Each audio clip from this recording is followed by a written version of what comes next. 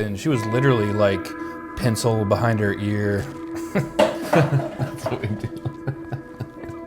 Yeah. I just throw it in the pile over there. It's starting to encroach on the studio. Big news, Nick. What's going on? This is episode 47. Damn. We're going to have 50 done by the end of the week. That means we're going to have 53 in 3 months. We're going to hit 50 episodes in less than, but that's not the news. That's just what we do because we're that cool. What's the news? I have big personal news. Okay. In 46 episodes, this is episode 46. This is the first time that I am wearing pants. These are not jeans. These are not jean shorts. These are jeans. This is literally the first time that I'm wearing pants. It's a huge day for us. This is a new mark of professionalism. Congrats. Thank you. Congrats to us. Good morning. Welcome to MKUSUal. It's Mailbox Thursday. It's like MK Ultra, but more normal. And as always, me and Nick's relationship continues to deteriorate off camera. This morning, I threw a Busch Light can at him as he took the trash out. It was full. It was still full. It wasn't even open. But I have 147 of them in the garage, so I can stand to lose one. I wanted it to hurt, but It was partially frozen because it was in the garage. He did retaliate. He retaliated by spitting tobacco in my eye as I passed out on the living room floor. Is this like an old-timey Western fight? That's the only kind of fights we have. Oh yeah, I did punch you into a big trough of water. That's right. 3 weeks ago, I pushed you off a fence post into a pack of wild hogs. But if you don't watch out, buddy, I'm gonna tie your boot to a horse and slap its ass. It's gonna drag you out of town. Oh yeah? Well, wait till you get real drunk. I'll put you in the old well. Fuck. And then I'll have to lower food down to you in the well bucket. You better not crawl out, or my hosses will. Anyway, so to repair our relationship, this is like the conceit of our reaction video day. So we're fighting. Nick has brought 8 videos to me, and we're not doing the wheel this week. Yeah. We're just gonna. I want to watch all of them. I don't care how long it takes. I gotta know. Yeah. I gotta know what the love of my life that's trying to tell me. Whoops. Well, yeah, that's the problem with Apple. You gotta hit the fucking actual. It thinks it's slick. It will let you play it as a small movie. It literally will do that. I know. It's the dumbest shit ever. I'm gonna watch Avengers. Yeah, QuickTime likes to show you movies that are this big. All right, so describe this one to me real fast before we go in. This is FaZe Gamer. He's like a streamer. He's talking about GTA6 and a crypto economy within GTA6. Okay, go ahead and play it. 1, 2, 3, go. I actually think what you said about GTA is true.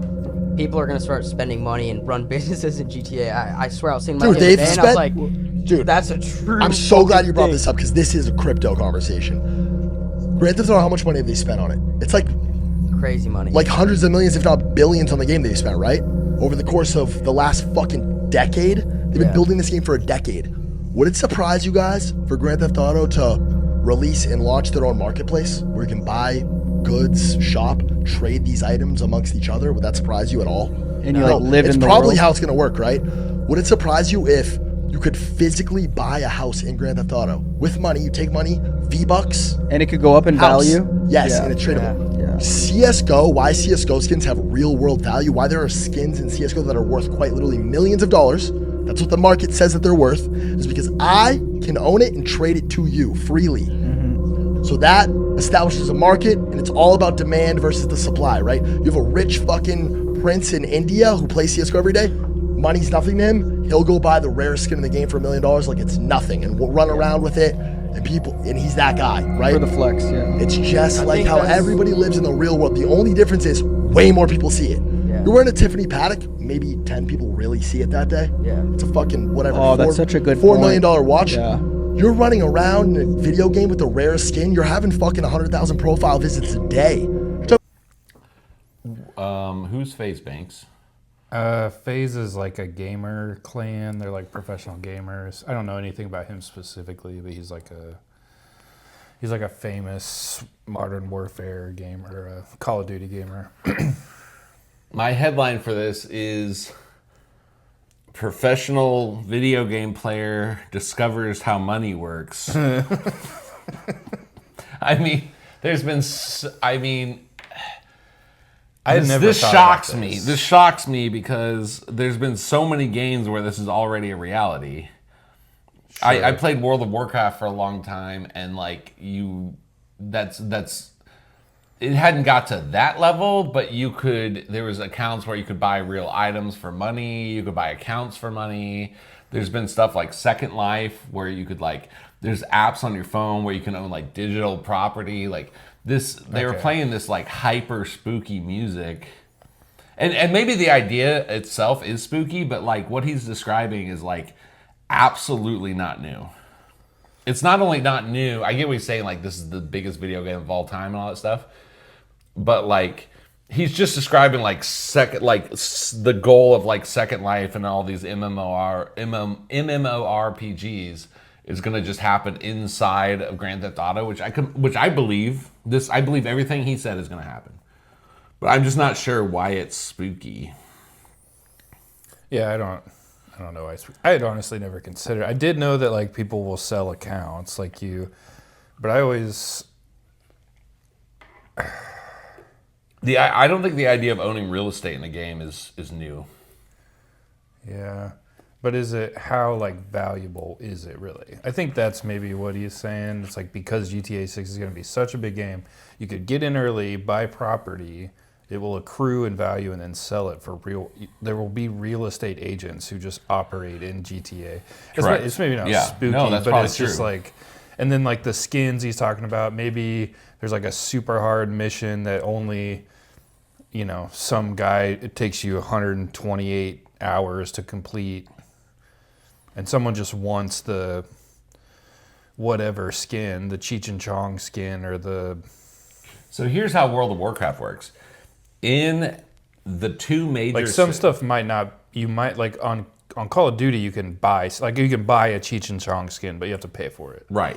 You don't have to complete a hard mission, but maybe there is like Easter eggs and shit that they're going to be hidden in the game. That's the other thing, is that there's going to be just Easter eggs all over this game that give you rewards that the average person would never find in their lifetime, but they just want to pay for the status. You are making me think we should start an LLC that is a GTA 6 real estate company.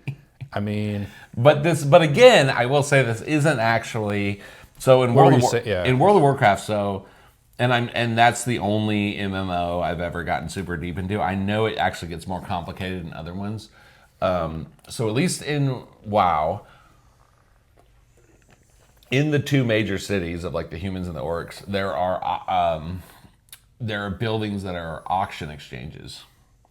Okay. And it's a real world economy where, let's say you completed a super tough dungeon and got a sword that only 10% of people get, and you can sell that, and there's a literal auction. You have to physically go there in the game and look at the stuff up for auction. You're like, oh my God, that sword. And then you're bidding against, it's like an eBay inside of World of Warcraft.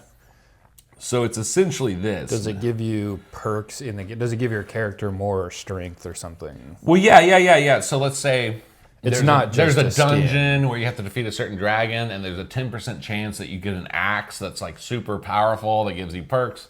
Every item in that game gives you like, this one gives you more stamina, or it's faster, or it's more damage. There's an incentive within it. It's not just like a Snoop Dogg skin that just looks cool. No, it's like a real world. It'd be like if you went to a real garage sale or a real auction, and they're like, "This is a Winchester 1940," something like rare or something, and then you start bidding and the price. So like there are real market. There's even been, because WoW's been around like 2 decades now. There's even been like market crashes, market bubbles. It's like an actual functioning economy because there's so many, like thousands or millions of people. So this, I 100% agree with him. He's 100% right. That is going to happen in GTA. There will be an economy inside GTA. I just think he's treating it like something that has never happened before. And I don't, Yeah. you know, even stuff like, okay, is that really that different than, like, for instance, the Beanie Baby boom? Yeah. You know, where people are, the Pokemon card boom. My grandma there were like licensed dealers for Thai products, and she was one of them. She had this crafting and quilt store and sold like little gifts and trinkets and puzzles and shit too. When that happened, she was literally like pencil behind her ear. That's what we do. Yeah. Just throw it in the pile over there. It's starting to encroach on the studio. I know. We're just surrounded by trash bags. No, so she would literally, she was like on the fucking stock market floor. She had a Princess Diana. She was going to get 3 of them that week. And people already knew they were rare. Yeah. They only made so many. And so she literally bid up prices and like. She was the wolf of Beanie Baby Street. Yes. She was. And then, okay, this is the sad Can part. we figure out a creative name that's like a pun on Wolf of Wall Street, but it deals with Beanie Babies? And can we please interview your grandma for a documentary? That would be great. And She would make probably that, like that. drop that as like our first documentary. Yeah. Okay. I won't tell you the end of the story then because it's. Don't tell us. Okay. It would make an interesting documentary. We should interview her and drop our first like pre-edited, pre-cut video. Okay. Okay. I think she'd be down. I would. Okay. I just remember there was a lot of excitement. People would be waiting outside her store. Big deal. Big deal. But I guess what I'm saying is like this is why my only problem with that video was the spooky music. Because Yeah, I didn't know. Honestly, I didn't notice the music. I didn't think about it. okay. I'd never played WoW, so I didn't really think about it like that.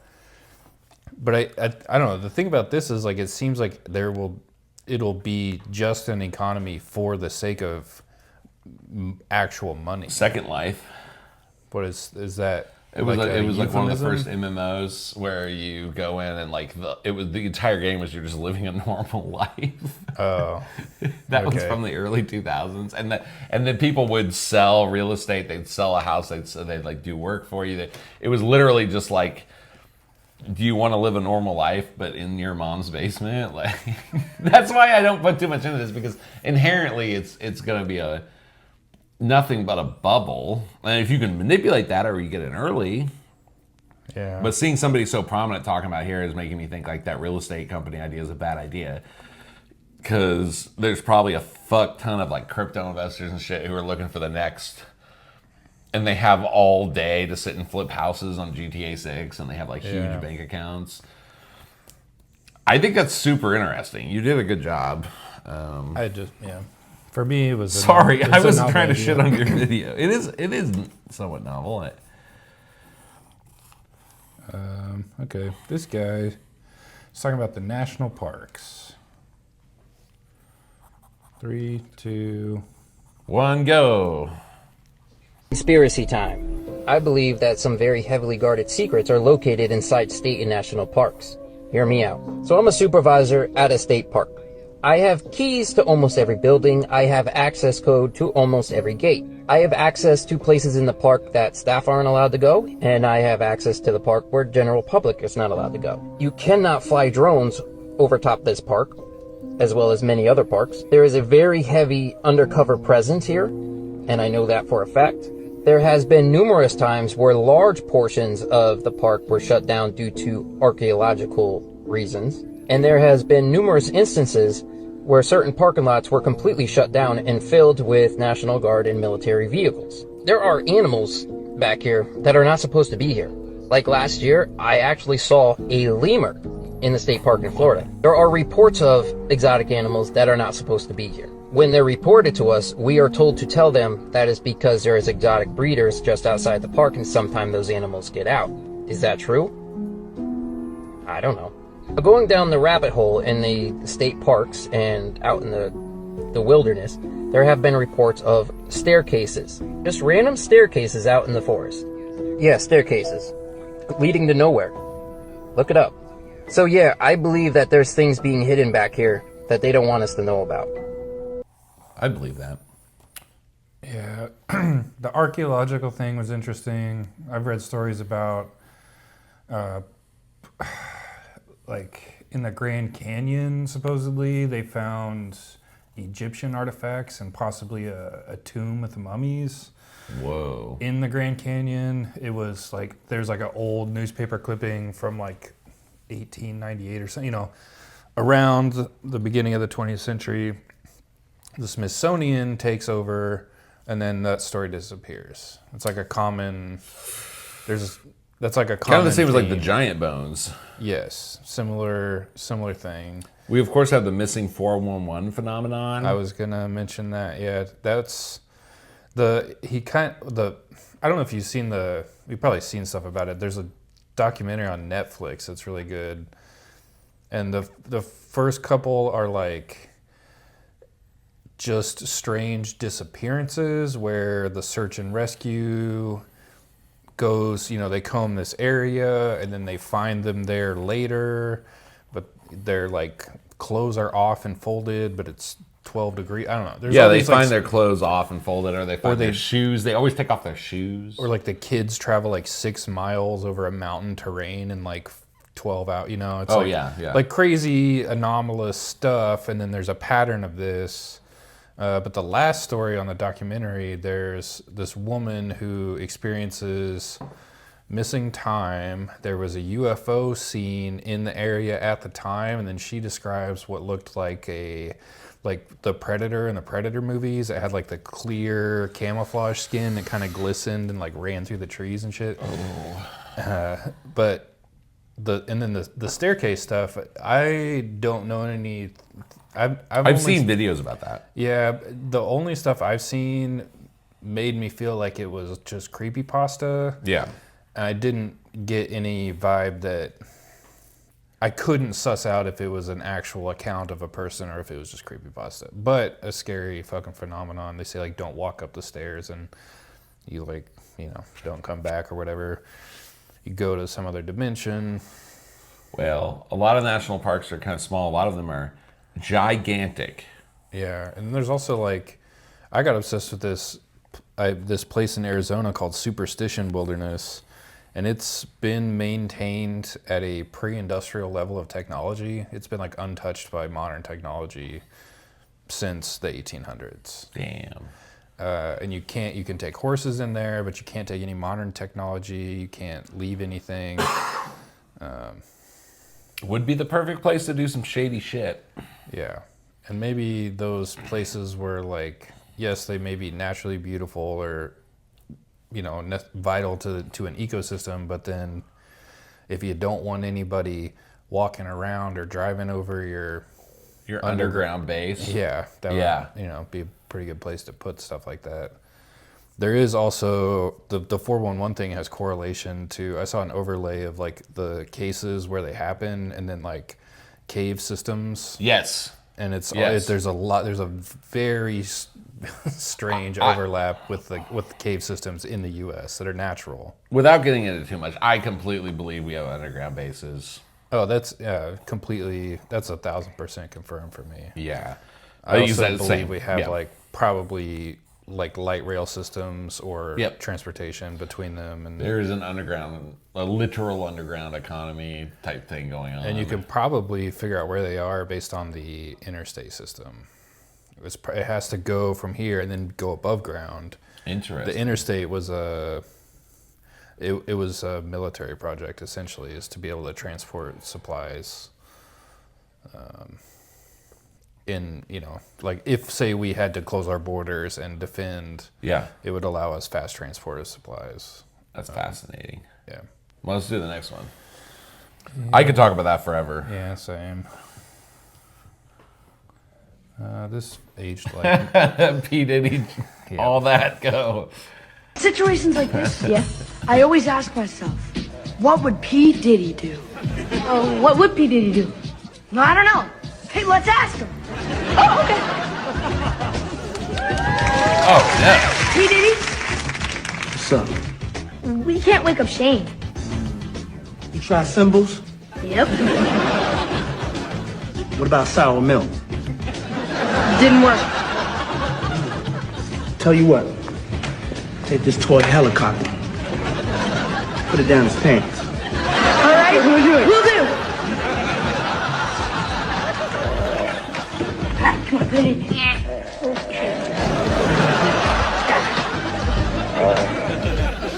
Nothing. Didn't work. He's still asleep.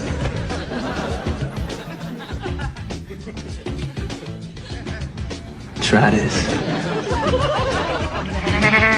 Shall I? By all means.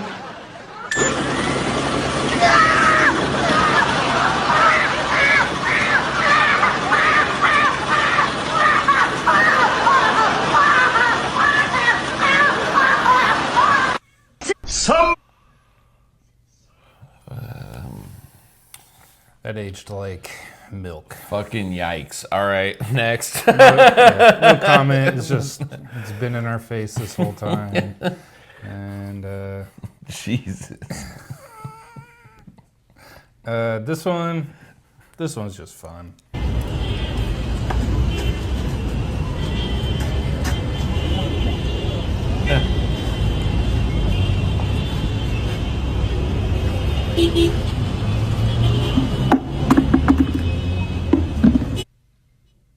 That's pretty good. That's a great prank. That's a great prank.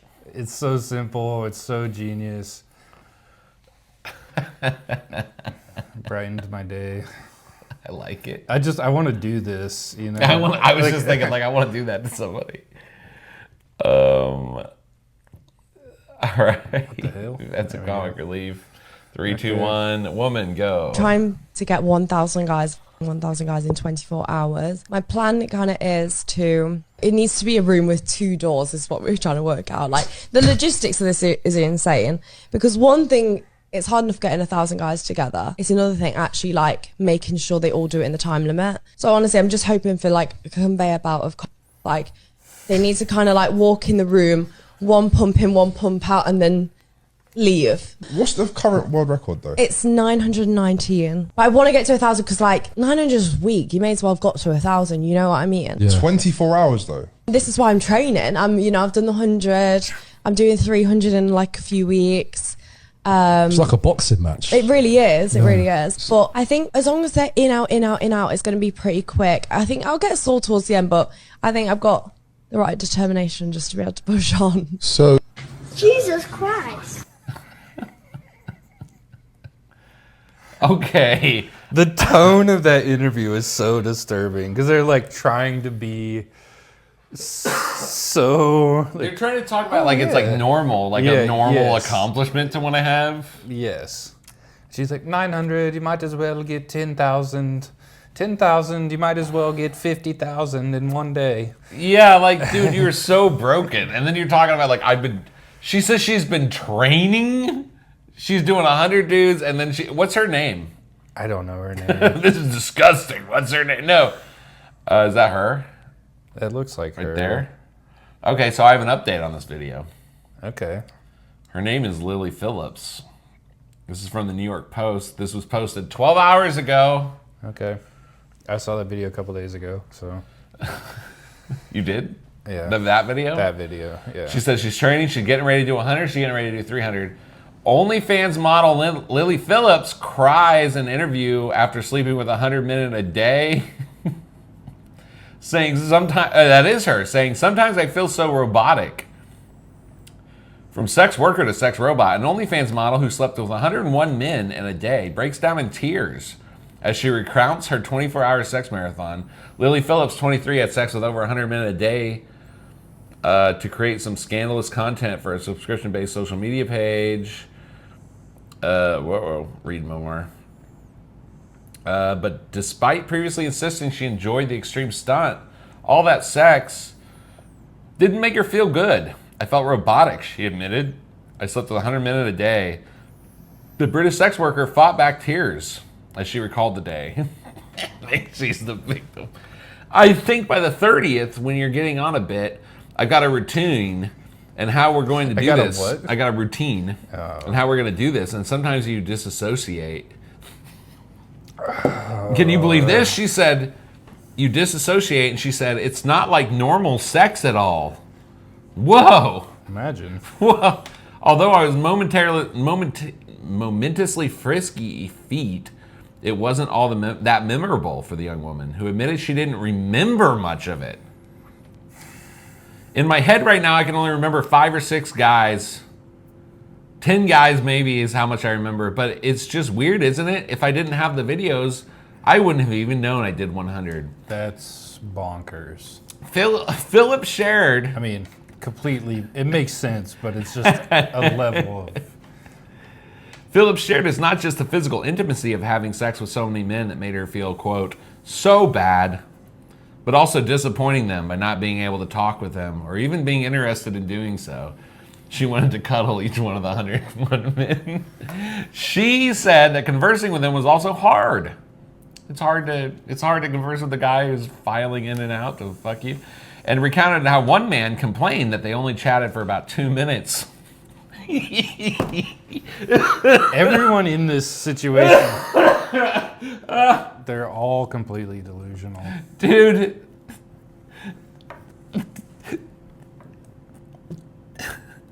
He thought they'd talk for at least 5 minutes. The only It's like he treated it like he was going to fucking Starbucks and the he thought he barista was was on cute. a date.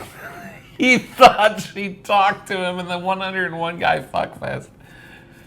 The OnlyFans the OnlyFans creator continued to hold back tears. Her red and puffy eyes showed she had already broken down. When asked if she thinks she should feel bad about not talking with each man for a set amount of time, she explained that she felt she had disappointed her supporters. Have a luncheon afterwards, you know? Order some pizzas and you guys can hang out. The sex worker admitted she hadn't processed what she had done that day, but said she wouldn't forget the day or her emotional interview. The scene ends with her crying and being comforted. She is a victim. In other parts of the documentary, Philip shared that she wouldn't recommend doing what she'd done, admitting that it was more intense than she thought it would have been. It's not for weak girls. If I'm honest, it was hard. I don't know if I'd recommend it. It's a different feeling. It's just one in, one out. It feels that's what you did. That's what it is. I think in the video she described it as a conveyor belt of cock.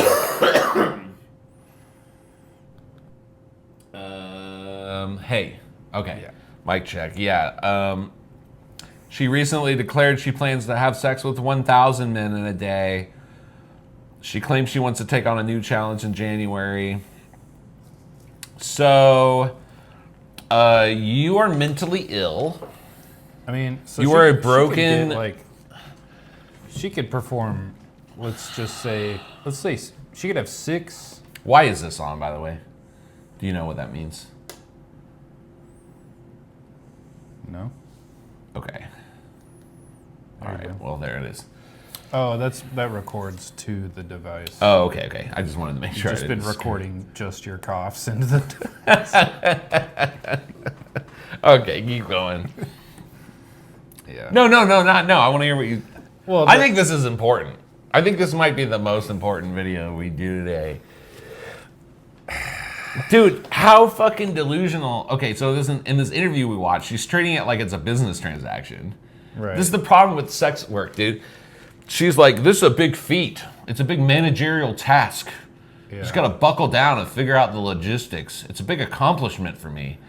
And then she does 1/10 of what she's saying in this video.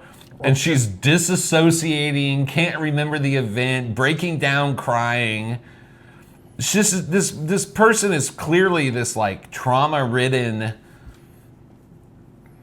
It's not for weak girls, dude.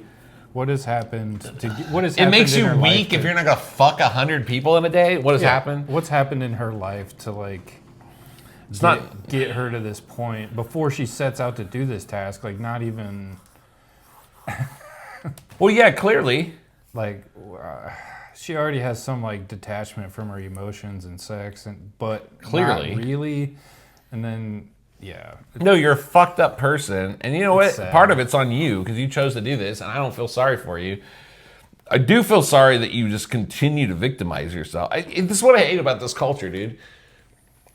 You're supposed to sit here and like the way that dude was treating her in the interview we just watched is like this is this normal business. This is a normal job. If you shame and you're just her undertaking, or like bring up the tragedy of the situation, or like that is somehow like that's taboo now in culture. Well, why wouldn't you? If I could interview this person, I'd be like, what are you doing? What's wrong? Like, what hole are you trying to fill other than the one that you're filling with? And then you go through this literal, you traumatize yourself. And then you're like, well, my response to blacking out, and essentially, like, I wouldn't be shocked if in 6 months she's online saying she got raped by 1,000 guys. I wouldn't be shocked if she's so unself-aware and fucking full of herself, so fucking lazy to not go out and get a real job, that she's claiming she's a victim of all this. So anyway. Yeah, she is going to be a victim of the choices she makes in life, just like the rest of us. But then if you, well, yes, I'm not trying to say we're not all, whatever, but. No, I'm saying she's choosing to do it, so it's like she can't. And if you, and there's a certain sect of people who will say, well, she made $1 million or whatever, didn't she? And then you're just supposed to be like, okay, that's fine. What's the next one here? What is this? We'll call this the melted wall. Okay. 1, 2, 3, go. This video is from San Francisco. A stamped brick with ARR, and we know that what used to be there said T, car. It's TCARR. Look at this. Huh. You can see that there are still fully intact bricks in what is otherwise fully melted. Like that one right there. Mm-hmm. What is that? Much of it is melted beyond recognition, but That's a what lot it of is. it, like this, is still obviously a wall. Bro. How old is this tree? Right. How long ago did this happen? That's in San Francisco. I gotta go check it out. Yes, definitely. You all need brick, to. Get the and drone. It's all melted down like as if it was candle wax hit with a Whoa. torch.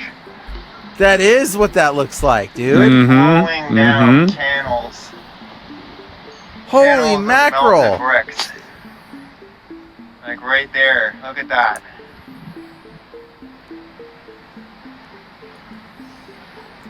Still bricks sitting there, and that's the same kind of brick that this is. That's stamped. This is the evidence because there is a case of partial preservation of what was there.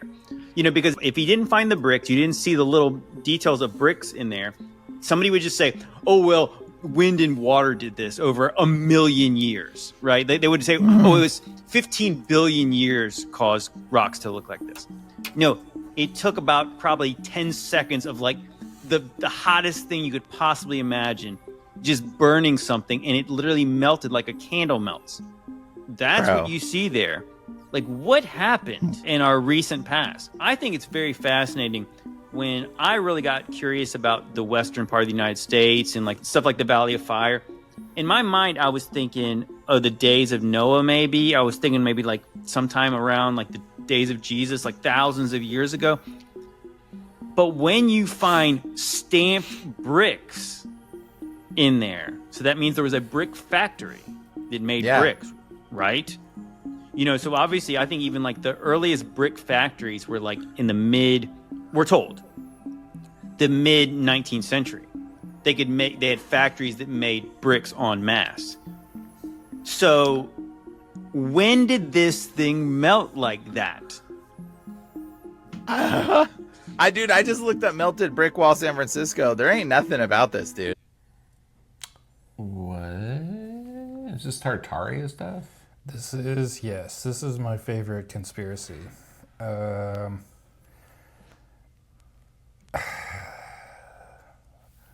Microwaves, dude. Lasers. I found once I started looking this stuff up, then I started getting normal stuff that was like kind of parallel to it. So there's this guy who took an old big screen TV, I forget what type of lens it's called, but it has the screen is a type of lens, and you push light through it, it focuses the light. He has one of these on like a easel, essentially. He takes it outside and just like a magnifying glass, focuses sunbeams, and he just like turns rocks into glass with it. Melts, heats up metal to liquefy it. So this also ties into another conspiracy that there is a reflector in front of the sun. Okay. And it is like a shadow. If there's one light source, it is a solid shadow. If there's two light sources, you get the little edges where it's slightly less dark, and because the two sources of light are casting two shadows, and then they're like canceling each other out. So that's how, if you go outside tomorrow, just put your hand out and look at the shadow, or look at any shadow. See if you notice it. There shouldn't be that if there's only one light source in the sky. So people are saying that there's something in front of the sun that is either being used to like collect energy. It's like, I forget what it's called. There's a name. This guy. Dyson sphere? Yes. It's like that type of idea. There's some type of What device. if that's what the asteroid belt is? I mean, yeah, who knows? But I don't see, that's a theory about like, oh, maybe something like that fucked up. Maybe something hit it and it just like blasted a bunch of places. This would go deeper because this is also saying that we were producing like bricks and stuff like way before. Yeah. Well, that's where it's hard, because like there's the timeline we're told that happened. Yeah. And then if an anomalous or catastrophic event happened, that's the conspiracy, is that they've shifted the dates and calendar to match the timeline that we've been told. We're not. Yeah. And whatever the cataclysm was caused liquefaction of the soil, just turned it into like quicksand essentially, and the topsoil moved and buried a bunch of places. Kansas City actually has, I've seen pictures of like buildings that are downtown that are they're built into this, I don't know. It just looks weird. There's no like, there's pictures of completed state house buildings, but there's no pictures of the halfway done point. They're just all completed pictures. Like, why wouldn't you? I mean, I have so many questions, but I'm going to save them for when we inevitably do the Tartaria. It's something that I'm working on, because it's like, it's such a hard thing to like sort out. It's a lot. It is a lot, and it implies a lot. So if true, like big if true. So it's a lot to like accept, even as like a thought experiment. You have to like forego a lot of conclusions to holy shit view it objectively. Anyway. All right. Well, how would you describe this next one? It's a UFO. UFO video, go. Crazy. My God, look at it. That's not a plane. Whoa. That is wild. Look at it. I can't. That's going way too fast. That's not. What's with my camera?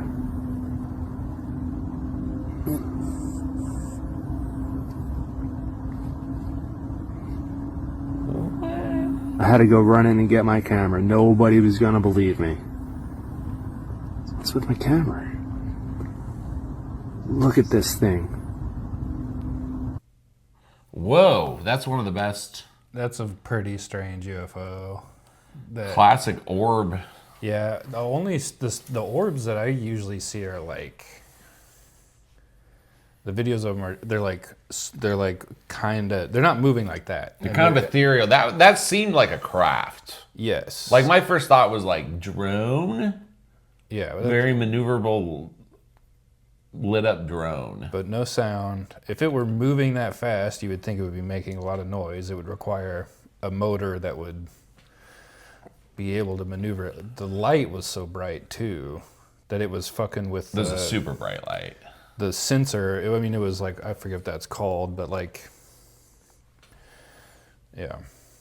It was fucking with his camera's light sensor, I think, because it was like... He said it's messing with my camera. If you look at the video closely, you can see it like on your phone, if you tap on a shadowy point of a picture, it'll darken, you know, it was doing that to his phone. Right. Because it was probably so bright coming through the trees. It was like focusing on different, I don't know. That was a pretty good. This drone stuff's getting crazy. Yeah, I thought that was relevant. I figured we'll talk about it at some point, so. Yeah, perhaps tomorrow. Yeah. Yeah, that was a very convincing video. Yep. All right, next. That's the last one. The last one. It's another. Oh shit. This one, not a UFO, but 3, 2, 1.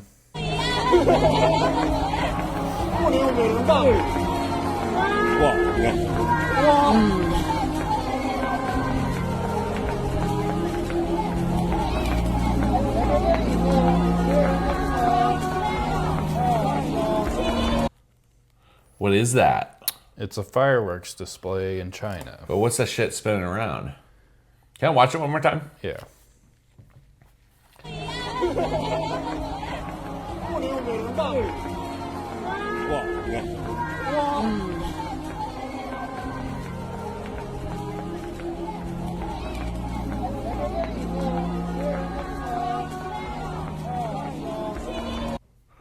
So what's going on? What's that thing spinning around? That looks like drones. See, that type of shit makes me feel like the other shit could be drones. What's going on with drones? I don't know. I mean, you've seen like the swarms that like look like the Chinese dragon. Those are scary. And then they make like all kinds of animated things. Yeah. And I don't know. The name of that account was Project Bluebeam. Right. Well, this is clearly official. This is human made. This is drones. What I'm saying is like this drone stuff is getting so crazy. Right. That like I don't know what to trust. I don't even know what a UFO is anymore. Right. I mean, a UFO, well, at face value, just an unidentified flying object. Well, yeah, I know. I know, but like it's becoming, people were starting to be able to define it. Like, oh, this is an orb, this is a tic tac, this is a triangle. There were different types of UFOs that were different observables, like it would hover without making noise. There was characteristics, phenomenon, but now our technology is like convoluting it again. Yes. Which makes it scary again because we don't know what's going on now. Well, I kind of wonder how many UFO reports could be drone-style crafts, whether they're aliens or cryptos or us, because high tech. A drone isn't tech, yeah. A drone isn't quiet, but it is more quiet than like a helicopter. Yeah. And it's more quiet than like a jet. It's less recognizable, but also what kind of sound suppression technology do they have? Like could they... Yeah. For instance, a lot of people when they see a UFO describe a hum.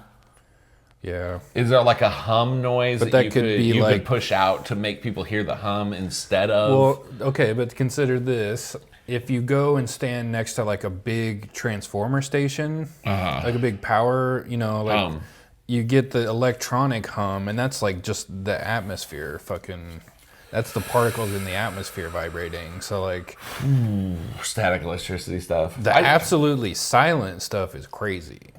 Because I mean, the air is. Or is it just too far away from you to hear the hum? Is what I'm saying. Yeah. What I'm saying is like, for instance, there's this couple I think in New Jersey this last week who followed one of these drones in their car, and the drone started, they claim, started messing with their clock in their car. Which is a common UFO abduction phenomenon. Yeah, so they're either missing time or the thing can like mess with the specific electronics in the car, which is crazy to think about because that shit's on a computer. Right. You're not just like shutting down the engine or putting an EMP. Everything. You're like controlling the car in a way. Yeah. Because you're controlling the computer in the car. I just wonder what we have, and I wonder why it's over the U.S. right now. And I understand this is a fireworks show. That was just drones. But like seeing this shit, seeing the stuff in Russia and Ukraine, seeing the stuff in New Jersey, Well, here's a theory that I tell myself to comfort myself. Like maybe we have stuff like, let's just call it the fireworks. Maybe we have fireworks that are just going to be deployed to keep the public's eye off of an actual threat. Yeah. Maybe there is something, and you know, as a collective, we couldn't digest it if the aliens showed up on the White House lawn. That's the age-old question. The public would collectively have their fucking noodle boiled in an instant. Their fucking worldview would collapse. Their religion, their fucking, you know. I'm not sure I believe that. You don't. I do. I don't. I think there would be pandemonium. I think people would, like they do with every disaster or every big thing, I think there'd be looting probably. It would fuck the economy for a while. But depending on what happened after the aliens landed, I'm not sure it would destroy people's... Well, I could be wrong. I disagree. I think it would just fundamentally shift. It would be something that you couldn't go back from. Culture would... I agree with take that. A different trajectory. Like... I sit here and think about this stuff all the time. I know you do. And then like, that's still, true. That's true. Like I would say 80% of people don't spend 10 minutes a week. No. Even considering another possibility for the reality we live in. I've been into this stuff since I was a kid. I remember when the first, like 2017, the congressional hearings on the UFOs, I remember talking to people about it and they're just like, oh, cool. Yes. Or they're just like, oh, or there's like kind of this common thing where people are like, of course they're real, and of course the government's high. They've like built it into their worldview, but they've never actually thought about it. Right. They like somehow are walking around with the belief that aliens are real and the government's hiding it, and but that it affects them at no level. There's no consequence. yeah, and that's terrifying to me. But see, that's also why I feel like we'd be a lot more stable than you think we would be.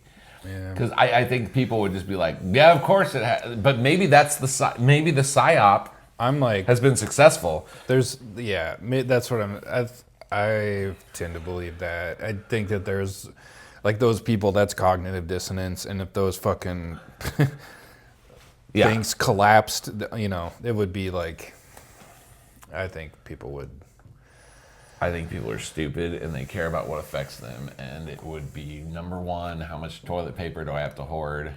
Yeah. Number two, what is Jimmy Fallon telling me to think about it? Or Rachel Maddow or Bill O'Reilly. You know what I mean? Like, yeah. I think people are easily corralled, and so I don't think they'd be like leaving their church en masse or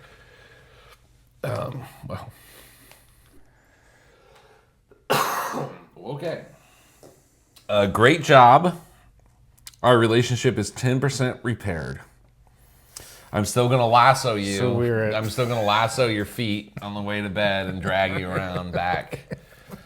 I'm gonna... Please don't punch me so hard that I spin around in literal circles before falling into a big pile of mud. When you take a drink of your coffee, I'm gonna shoot a hole in it. I'm not gonna shoot you. I'm just gonna shoot a hole in your tin cup. He has a gun. He does this shit. It's terrifying. I sleep outside. Anyway, well, thank you, Nick. You're welcome.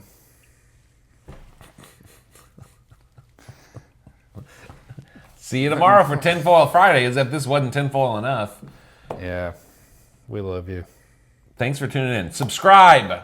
Please.